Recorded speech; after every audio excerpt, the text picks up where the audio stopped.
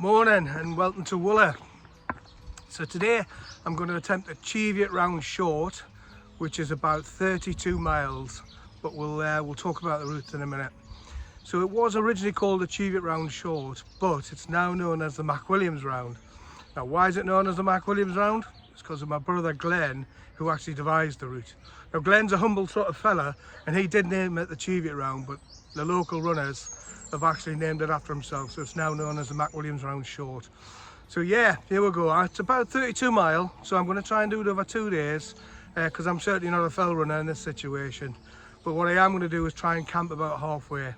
So I'm lucky enough to have the man himself, so I'll bring him in a second and we'll have a quick chat. So as I said, I'm here with the man himself. This is my brother Glen. Good morning, Glen. How are you this morning? Good morning. I'm very well. Thank you very much. So the McWilliams Round, can you tell us a little bit about it? Yeah, certainly. It's a challenge round that was created way back in, I think it was 2017. Just inspired by all the challenge rounds that exist around the country, Cumbria, Scotland, Wales. There was nothing up here, so my elder son Jack and I just came up with an idea to create a challenge round. So this is the first one that you're going to attempt over 2 days. It's a McWilliams Round short, which is 32 miles. Excellent. Do you know roughly how many feet of elevation it has in? Yeah, I think it's about, it's on the Facebook page exactly, but I think it's about 6,000 feet of elevation. Yeah, I've got the GPX downloaded, so what I'll do is I'll put the route up later on and so you can have a look. So the short round's not the only McWilliams Round, is there? Is there another one? No, after we created that one, we realised we missed out a lot of the tops of the local northeast Cheviots. So we then came up with the idea of catching all the summits in, and that one's even longer, and that one's classed as the long round.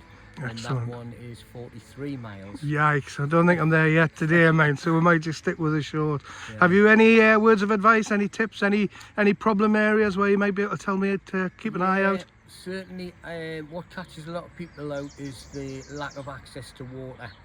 So it's about 8 miles to Hethpool, and then you can follow the College Burn, and I've tried to go there for years. So my advice would be to top up, because once you get onto the border ridge, it's very remote. Yeah. Very little access to water until you drop off Cheviot, Mm-hmm. and then you can go on to the Harter Burn, Excellent. and then the Carey Burn. Yeah, okay, that's fantastic. So it is actually a hill run or a fell run, depending which part of the country you come from. So can you just tell us what the records are? Do you have a male record, a female record, or do you just have a record? Yeah, we do actually. We'll keep, firstly, time record. I'm delighted to say it's a local lad called Russell Walsh, and his incredible time is 3:58, which is absolutely blistering time. Unbelievable. So I was delighted to be here to witness Russell coming in. In terms of numbers, I think we've got about 300 that's completed it. There's no time scale whatsoever for the short round. There's time brackets we give for certificates. Anything under 6 hours is a gold certificate. Anything under 7 hours is a silver certificate. 8 hours and anything above that is a bronze certificate. But the 43, there is a 12-hour time limit on that one. Wow. And finally, what puts a lot of people off is the 2 rounds combined, which is called the Ultra Round, and that's 75 miles. There's only 5 of us done that. Wow, that's absolutely incredible. What time did you do the Ultra Round, England? I just scraped in here after 23 hours, 58 minutes. Oh my God. I just got it, because it's 24 hours for that one. I was going to swear, but I better not. That's absolutely well done on that. Cheers. Well done. So just finally, Glen, how long have you been running hills in Northumberland? Wow. I would say we've moved up here about 35 years ago with middle son, if he's 34, and I just fell in love with it. I only used to do a lot of football, not very good standard, but I used to then enjoy going out in the hills, and then I was hooked. Yeah. It's a beautiful terrain out there. It is. Great time. And the Cheviots themselves, they've got some lovely tracks, haven't they, to run and walk on. It's just Indeed. fantastic. Yeah, it's very rolling, open, closed tracks, heather, peat, hopefully it should be quite dry for you up there. We've had a bit of a dry spell. Okay. But it can be very muddy. Yeah. Excellent. All right, Glenn, thank you very much for your time this morning. And any last words of advice before I head off? Just enjoy it. Excellent. Get your poles out and just stop, plenty breaks, and enjoy it, and enjoy the views. The Border Ridge is superb. So we've been going about 10 minutes now. In terms of the route, it starts at the War Memorial on Tower Hill in Wooler, and then it follows the St Cuthbert's way in reverse back towards Hethpool. So this junction here is your first one. You come up the common lane and then you follow the St Cuthbert's way, and that'll take you down towards the Wooler Duck Ponds, and then it's past those and then you're off towards Hethpool. So it's a bit of a strange day. It was cold when I set off, but it's a bit warm now, so I'll have to get the fleece off. And Glenn's 100% right. There's no one knows these hills better than him. Water can be a real problem here, like, so that's my big issue. I know when I leave Hethpool and hit the Border Ridge, then I really have to make Orcup Rescue Hut, because then I hit the Hethpool and the college burn at the very bottom. So that's a tricky point to get to today. So let's get cracking then. I'm looking forward to this one. Really looking forward to it.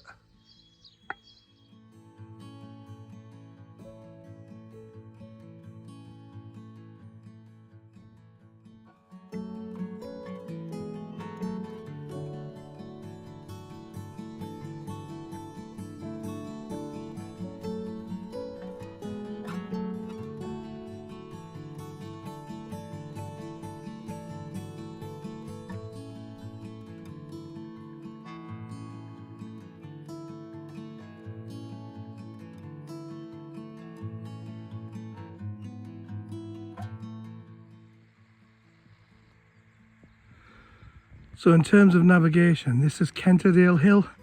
So it's just outside of Wooler, and it follows the St Cuthbert's way out towards Wooler Duck Ponds.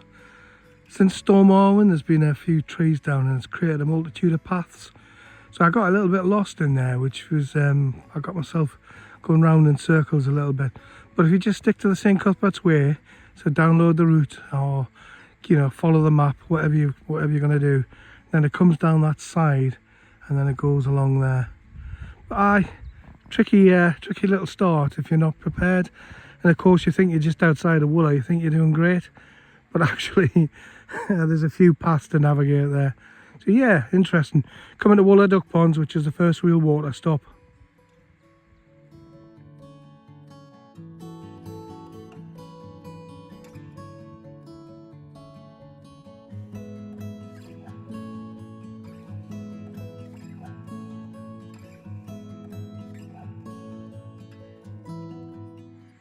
So here we are at Wooler Common Woodland Park, or as it's better known, Wooler Duck Ponds.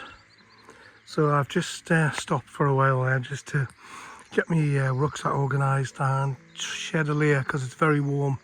I've also drank all my water because there's a little supply just to my left where I'm going to fill up now. Yeah, so like I say, that Kenter Hill or Kenterdale Hill as you come out of Wooler, just be careful of that. But from here on in, it heads away down there, and there where the bridge is where your water supply is. So I'm going to get a full canister now and then head off. So we just left Wooler Duck Ponds behind us, and when you leave them you have a bit of a little stiff climb coming out, and then you're up into the Cheviots proper, some lovely rolling hills and tracks as Glenn mentioned earlier. It's a cracking day for walking, it's not too hot, there's a gentle breeze, and now I've shed a layer. I'm really feeling the benefit of that. Yeah, I'll spin you around and show the view because it's just beautiful behind us, absolutely lovely. Yeah, really enjoying it so far. So that is where we've come from. You're looking down towards the old prehistoric Glendale Lake down there, and if I spin you right around, that little hill there is Humbleton Hill, and there's a hill fort on there, and I think there was a battle there as well. But yeah, out in the hills there now, skylarks are singing in the distance. I don't know if you'll pick that up, but yeah, great, really good to be out. Thoroughly enjoying the morning, it's lovely.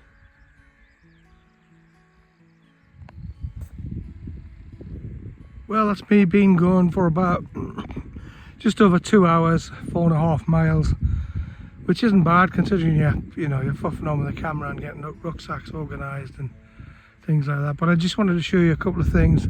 That's the big brute tomorrow, and that's his mate, so Cheviot and head you up to Conquer first thing tomorrow morning, and then you make your way back along the Cheviot Chase route. But the second thing I wanted to show you is this lovely, lovely wall head. Look at that. How cool is that? I just wanted to say Glen and I repaired that. It looks great. It's still standing strong. We put this massive cope on because people tended to vault it if they were running, and it's not moved. So great job, Glen. Love it. So it's about 5.7 miles in, and coming along the St Cuthbert's Way, you get a great view of Yever and Bell there, the Twin Peaks. And if you look closely, you can see the old stone walls from the hill fort. I'll try and zoom in so you can see. So that's zoomed in a wee bit, and I think you can see the line quite clearly, but very, very special place in ancient Britain. Very special place.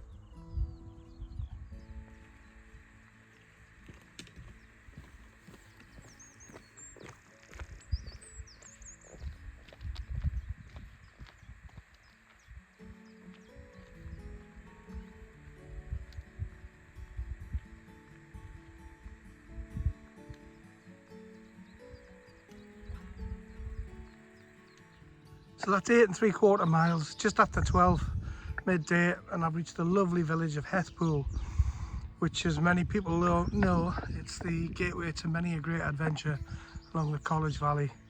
So we just bypass it and go out towards Elsenburn, and then we're heading towards the border ridge. Managed to get a little bit more fresh water. I thought I could get into the College Valley burn there, the college burn, but was fenced off, so I wasn't expecting that. I think there's a stream further on, because I could do with stopping to get some lunch. Quite hungry there now, but the weather's changed. It's lovely, it's great.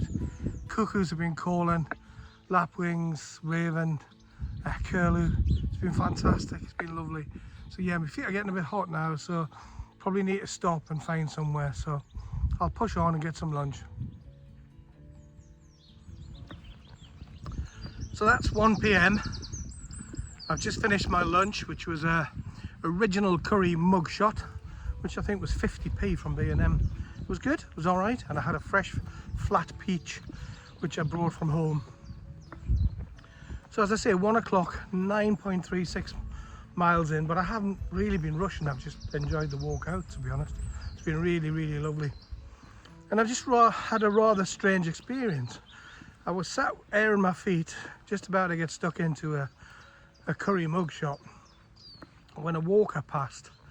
And it was a gentleman doing a pilgrimage from Iona to Lindisfarne, so I'm on the St Cuthbert's Way still. So I got chatting to him for a while, and then he asked if he could bless me. Well, what's a boy to do? You've got to be blessed when you get the option, especially someone like me. So I took the option to be blessed. So if ever you see this, Steve, thank you very much. Well, that's me through Elsenburn and into the felled forestry plantation, which is recuperating with some different species, some broadleaf trees. It's nice, it's really nice. So I've just made a monumental mistake. When I had my lunch, the water I filtered was a bit sheepish. It was a bit algal growth and looked a bit. So anyway, I filtered it with a real filter, and then I boiled it, and I had a cup of soup. I didn't drink any raw, so I poured it away when I came to what I thought was a really good supply of water. I took my rucksack off, went down to filter a couple of litres, and the stream was full of cow poo. So I couldn't take that, obviously. So I've got 500 mils of reserve water, which I filtered clean before, but that's for reserve and emergencies. So my worst fear is I wanted to be coming into this towards the border ridge with about 1.5 litres of water and being fully hydrated. As it turns out, I've got 500 mils of reserve water. So we'll just see how it goes. The sun's out, it's warm, it's humid. I'm losing a lot in moisture and sweat, so worst fears coming to light. I knew that was going to be the case, and I should have known better. Anyway, I'll check in. We're about a mile off the border ridge. I'll check in when we get there.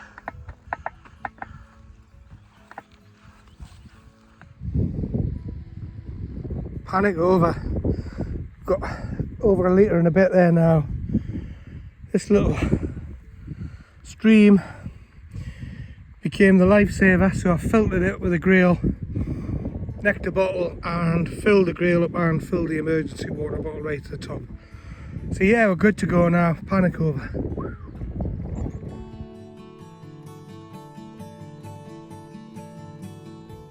So that's just over 12 miles and we've now hit the border. So after 12 miles of walking along the St Cuthbert's Way, we'll leave that now, and now we head up the Pennine Way towards the Orcup Cairns and the Orcup Refuge Hut. So yeah, pleased I got that water. That was fantastic. So now we've just got the big boys to do, get up beside Black Hag and the Shill, Whitelaw I think, and then we go around to Red Cribs, and then we should see the refuge hut really. So yeah, it's been good. So 6 hours 30, and to be honest I've only been bunkering that long. So yeah, been really, really good. But there we go. Welcome to Scotland, welcome to England.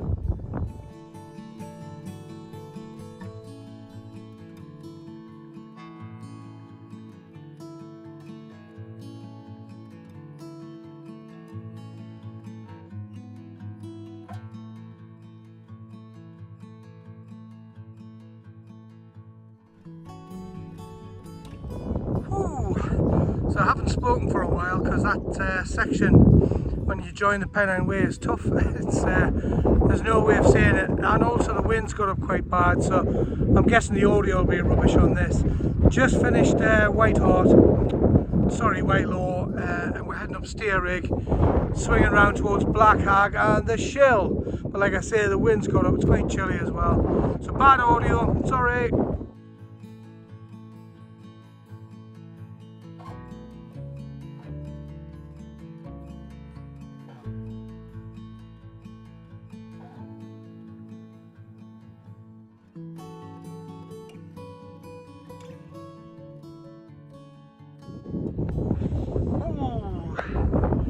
That's been tough up that Steerrig.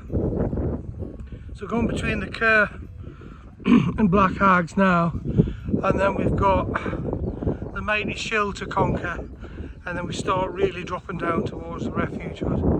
So about an hour and a half I think, should be good. So that big boy in front of us is the Shill, and it's the highest point of today I think, and also the last high point that I'm going through today. I'm going to drop down after that towards the refuge hut, probably try and find a pitch in the hen hole. I think there's loads of water down there and I can dip my feet and things like that. So really just a small matter of going over this monster, and then we can find a pitch about an hour after that. But it's warm now, finally the sun's come out. It's been chilly on top. I've just seen a young lass there who's just about to finish the Pennine Way, and people like that really inspire you, so congratulations. Yeah, let's get this done.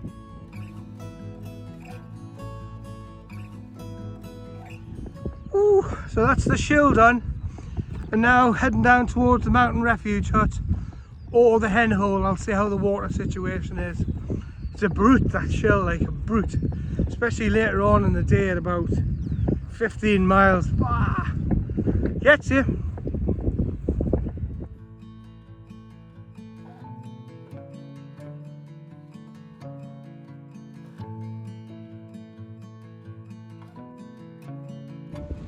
the end of day one. That was a tough day after about 17.5 miles.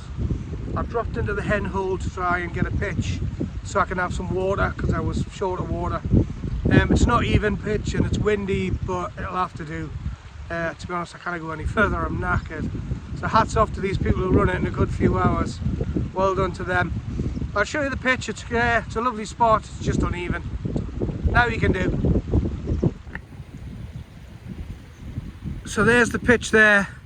Very uneven ground, sloping towards me where the camera is. But loads of water. And to be honest, that's what I needed. And I'll prop the sleeping mat up with my clothes to try and level it out so it doesn't slide. But it's going to be a rough night, I think. The winds got up and it's chilly as well. So yeah, just waiting for my chili con carne to rehydrate.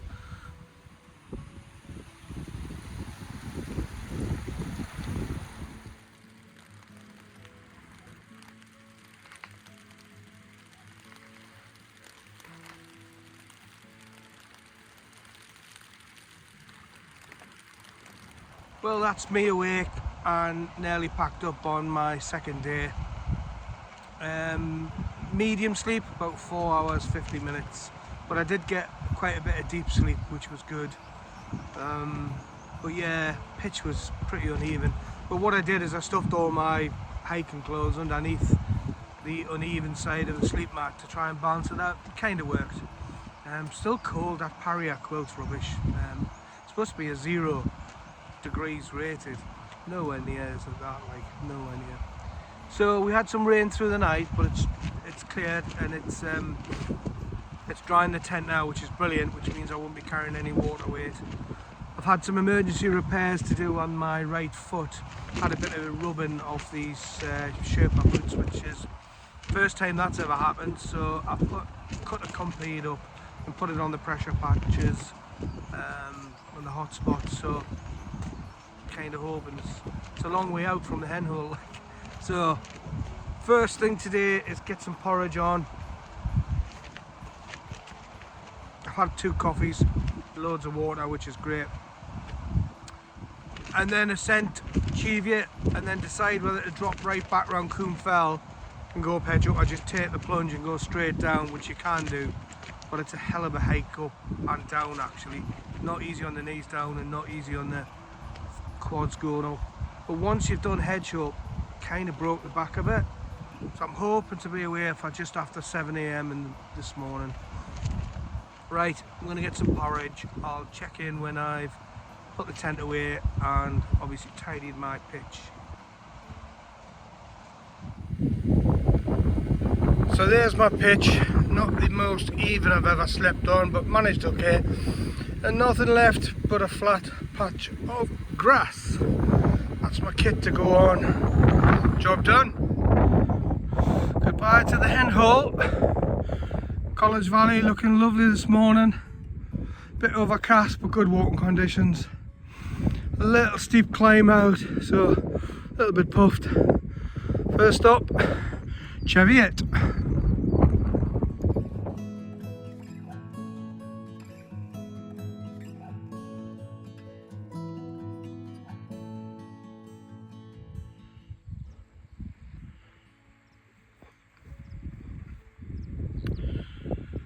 Well, good news, I'm leading the spine race.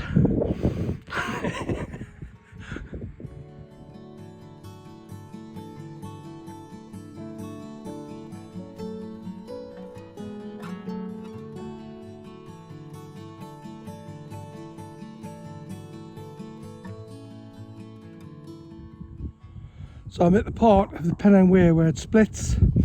This way leads to Cheviot Summit, which is on the McWilliams route. And then obviously the spine race and the Pennine Way goes down that way. So it's taken me 1 hour 10 to climb out the hen hole up to the Pennine Way. And then now I'm heading to Corn Hill and then Muckle Cheviot. So yeah, Cheviot's about 1.25 miles summit. So we'll bash on and get it done, and that's a big target for today. Excellent.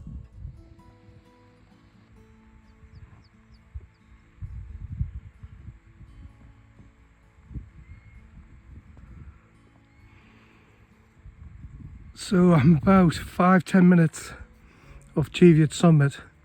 The sun's just trying to break through, but it's so atmospheric up here, it's gorgeous.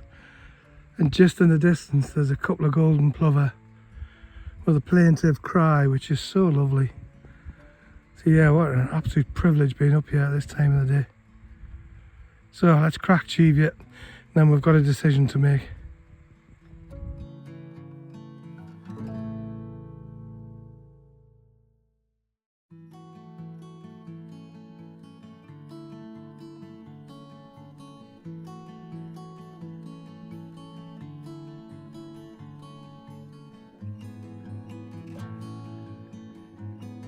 Cheviot summit done by 9 o'clock on the Tuesday morning.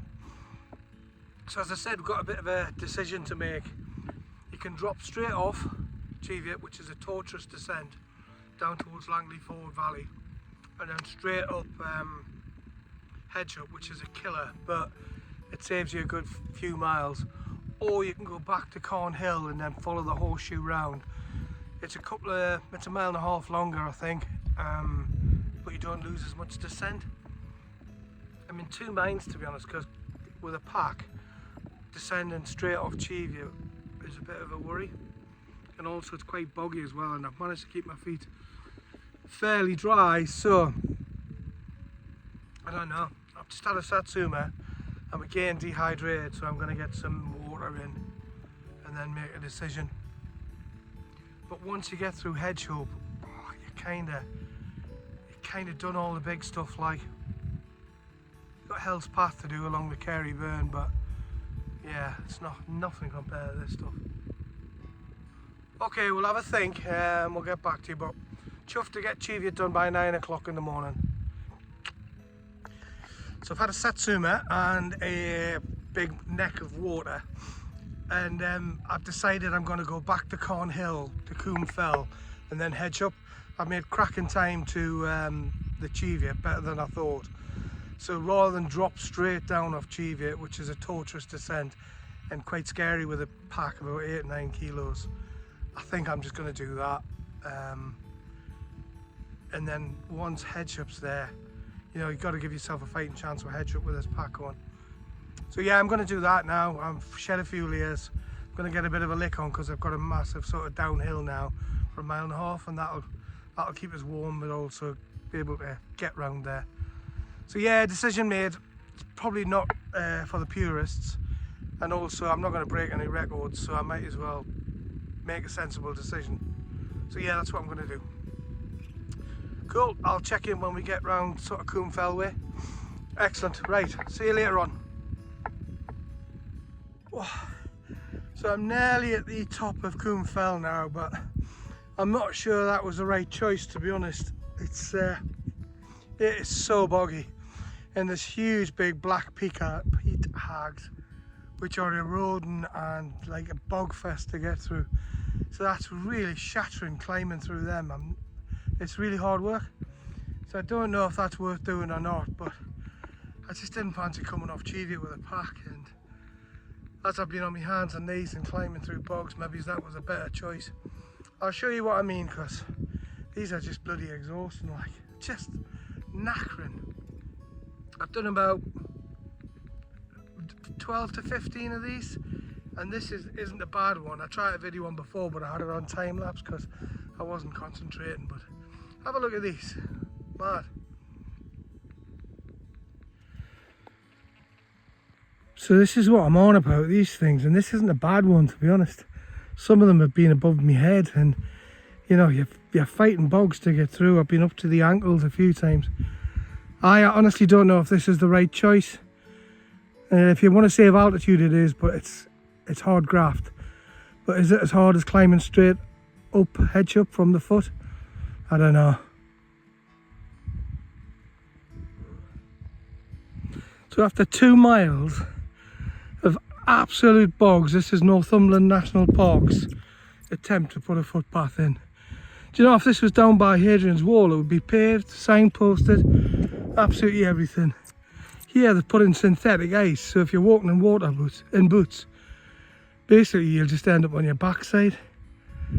Just a nonsense, like. Never mind, that was the harder route. I knew I shouldn't have done that. I should have took the hit on Hedgehop.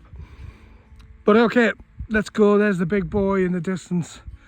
That's the last big climb, and then there's ups and downs to and the run into Wooler. I think I've been a bit hard on Northumberland National Park. It probably wasn't them who put this track in. It'll have been the estates for a quad bike, I think, to get them through the bogs. Should have known better, because Northumberland National Park do nothing up here. So anyway, got this big route to do now. So I'm going to start with the bottom and have a half a hydration tablet and about 300 mils of water, because I've lost a canny bit of moisture and sweat coming through there.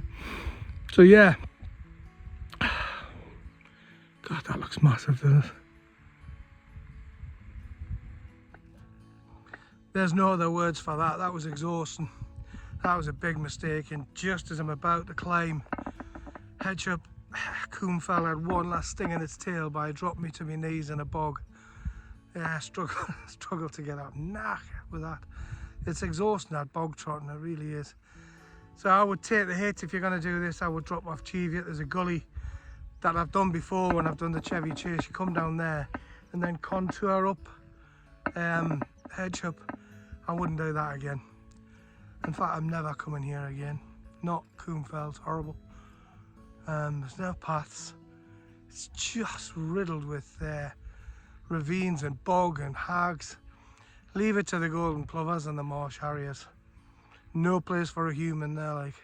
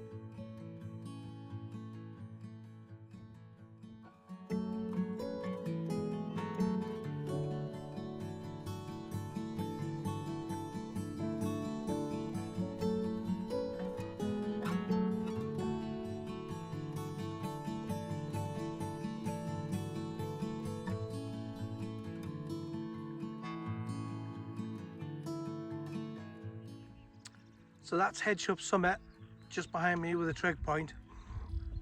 Just touched the trig there. So I'm stopping for my last Satsuma, which I've just had, and I've got about 600 mils of water, which I'm going to drop a half electrolyte tablet in, because lost a lot coming up there. I'm not going to dwell on it, but that was a big mistake. Should have just took the hit. Anyway, now we follow the Cheviot Chase route back. Langley Crags, Long Crags, Brown's Corner, Carey Burn. So about 3.5 hours, 4 hours maybe. So not saying the end's in sight, because it's still a hell of a way to go, but that's the monster climb's done. So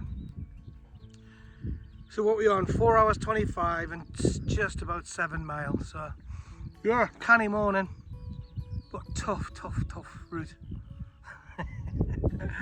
Right, I'm going to stop whinging and have my electrolytes. So that's the descent of Hedgehop done. It's quite a savage drop when you come down, and you've got to watch your knees and that, and I got a bit of pushing on my heels, which made me think I might be getting a blister. But yeah, God, it's warm again, like humid. But now it's a steady sort of gentle climb to Long Crags. Then we go along to Langley Crags, then down to Brown's Corner, then drop down, sort of curl back towards the Carey Burn. And once you're getting along the Carey Burn, yeah, you're doing okay, like, you're nearly, you know, you can think that a few more miles, the end's in sight. So yeah, that was a tough descent, that one, especially on the knees with a pack. But never mind, Long Crags is in sight, so here we go. That's Long Crags there, just in front. And then when you get to them, almost perpendicular across from them is Langley Crags. So yeah, we'll get there and then we can start to see where route sort of home.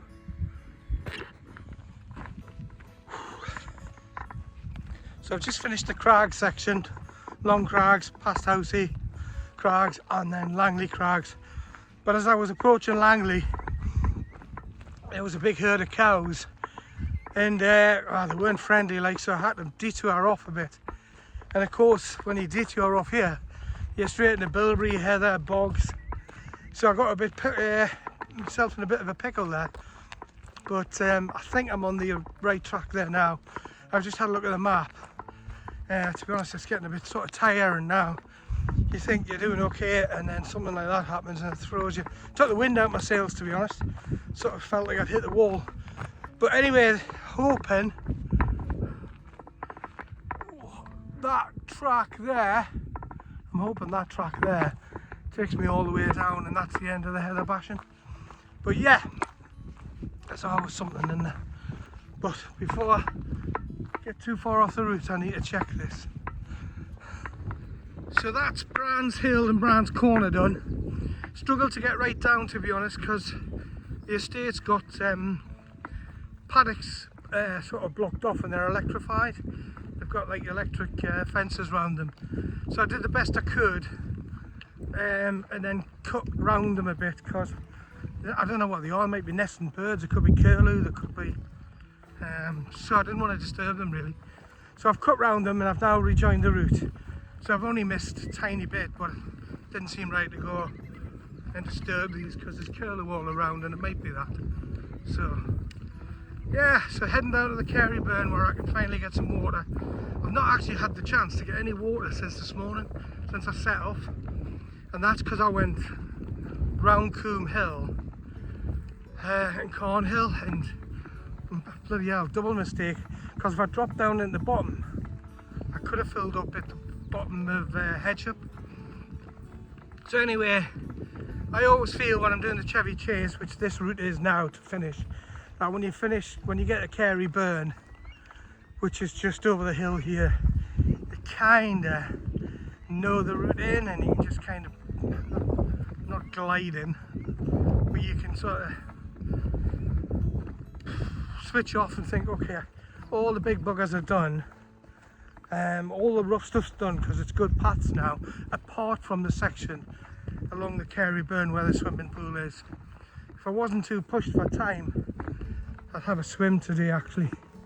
It's blammin' scorching, but I'm just going to push on because I reckon I might have a pint at the end. I think we've kind of earned it over these 2 days. Right, let's get down to Carey Burn, and then it's Hell's Path, which is the last sort of nightmare on the Chevy, and then it's just a grind of the home straight in really. So yeah. So we're down and heading along the Carey Burn now, so we're safe for water. I'm going to filter a couple of litre and neck one of those, get them one of those chinned as it were. Just had a lovely surprise. Glen was waiting for us at the Carey Burn with a Geordie banger sausage roll. God, what a morale booster that was. Kind of devoured it, like it was a bit of a, it's not really something to watch. But yeah, feel the pastry and the sausage just coursing through my veins now. So yeah, I'm going to fill up with water along the Carey Burn, and then I've got Hell's Path, about 4.5, maybe 4 miles. So maybe an hour and a half. Yeah, let's crack on. So come along the Carey Burn and I've managed to filter loads of water, which was great. Gone through the sketchy bit, which is a path on stones like that over the ravine of the valley. So it's a little bit sketchy, you've got to keep focused. That's why I didn't film. Anyway, when I was filtering my water with my head in the stream, I heard someone shout my name and who should turn up but the one and only Jack Lenny. Hello. What have you been up to, Jack? I've been doing a long walk, 16 miles, passing by Everingham Bell and through Heathcote and now just found Shore. Well, that puts me to shame, doesn't it? Because I've only done 13. So yeah, I'm distracted because there's a peregrine falcon up there. Isn't that, Jack? Look at that. amazing. So we're going along Kerryburn while trying to get the hills path. Jack's going to come with us to Wooler Common, and then I'll drop back to Wooler to finish the route. But yeah, well, lovely surprise, great.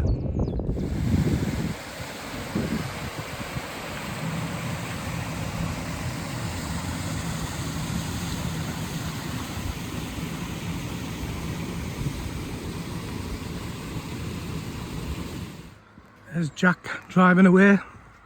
He's kindly took my poles and gave me a baby bell and a pepperami, both which were very warm but very welcome. So that's we're nearly done. Came off at the duck ponds. Jack kindly took my poles because I hope it was on the road. I've kind of yomped, walked in. So now just got to get to the War Memorial where I think Glen will be, so we'll see. There's the church, which means the War Memorial is about 100 yards past it. God, I can't come quick enough. Coming down the road is so tough. There's Jack just getting out of his car. He's come to see us in. Sorry if this is jerky, but I can't be bothered with it.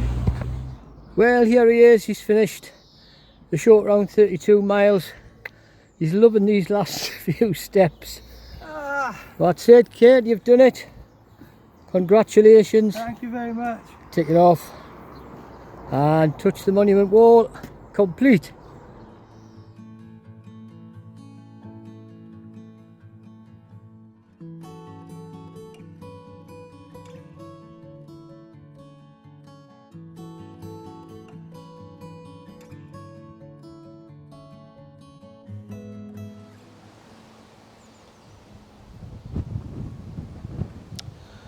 So it's the day after I finished the route, and just having a few reflections, and also I wanted to offer a few thanks. First thing is to offer a huge debt of thanks to Glen for devising the route. It's an incredible challenge.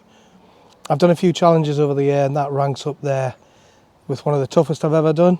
So huge congratulations, Glen, for all those who've ran it in the past and all those who are going to do in the future.